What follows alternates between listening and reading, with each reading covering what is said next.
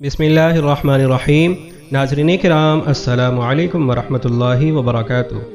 नाज़रीन किराम, जब शैतान मलऊन को मरदूद करके ज़मीन पर उतारा गया तो उसने बारगाह इलाही में सवाल किया कि इलाही तूने मुझे मरदूद तो कर दिया, ये बता कि मेरा ठिकाना क्या होगा, मैं किस जगह रहूँगा।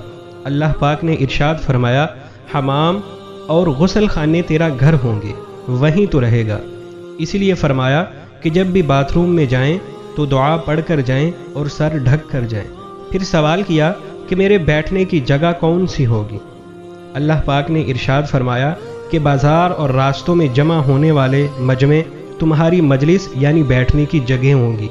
इसलिए बाज़ार को नापसंदीदा जगह करार दिया गया और शोरो गुल वाली महफिल को शैतानी महफिल करार दिया गया। फिर कहने लगा कि मेरे लिए खाने की कोई शय भी बना दे जिसे मैं खाऊं।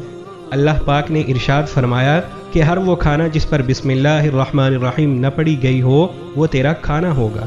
इसीलिए बिस्मिल्लाहिर्रहमानिर्रहीम पढ़ने का हुक्म दिया गया है ताकि शैतान खाने में शरीक न हो और बरकत हासिल रहे।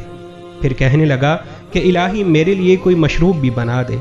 अल्लाह पाक ने इरशाद फरमाया कि हर नशा आवर हराम शय तेरा पीना है। यही वजह है कि शरीयत ने इस तरह की चीज़ों को हराम करार दिया जिससे अक़ल ख़राब होती है। फिर सवाल किया कि मेरे लिए कोई मुअज़्ज़िन बना दे, जिस तरह तेरी तरफ लोगों को बुलाने के लिए अज़ान दी जाती है मेरे लिए भी कोई बुलाने वाला हो। अल्लाह पाक ने इरशाद फरमाया कि बाजे और बांसुरियाँ तेरे मुअज़्ज़िन होंगे। इसीलिए शरीयत ने गाने बजाने से मना फरमाया कि इंसान शैतान के बहकावे में न आए। फिर कहने लगा जिस तरह तेरा कुरान है मेरे लिए भी कोई बना दे। अल्लाह पाक ने इरशाद फरमाया कि जहालत और गुमराही पर मबनी शेर व शायरी तेरा कुरान है, इसीलिए गुमराह कुन शायरी की नफ़ी की गई है।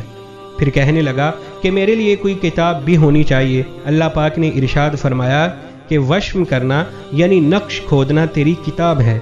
इसीलिए शरीयत में जिस्म में निशान वगैरह बनाने से, जिस तरह आजकल टैटू वगैरह बनाते हैं, इससे मना किया गया। फिर कहने लगा इलाही मेरे लिए रसूल कौन होगा, वो भी बना दे। अल्लाह पाक ने इरशाद फरमाया कि काहिन यानी टेवे लगाने वाला नुजूमी तेरा रसूल होगा। इसीलिए नुजूमियों वगैरह के पास जाने, इन्हें हाथ दिखाने से मना किया गया। फिर कहने लगा कि मेरे लिए कोई जाल भी बना दे जिससे मैं लोगों को काबू करूँगा। अल्लाह पाक ने इरशाद फरमाया कि औरतें तुम्हारा जाल हैं। इसीलिए गैर महरम से इख्तिलात से मना किया गया कि जहाँ गैर महरम औरत और मर्द होगा उनमें तीसरा शैतान होगा। अल्लाह रब्बुल इज़्ज़त से दुआ है कि अल्लाह पाक हमें शरीयत के मुताबिक ज़िंदगी गुजारने की तौफीक नसीब फरमाए, आमीन। हमें इजाज़त दीजिए, फिर अगली वीडियो के साथ आपकी खिदमत में हाजिर होंगे। तब तक के लिए अल्लाह हाफिज़।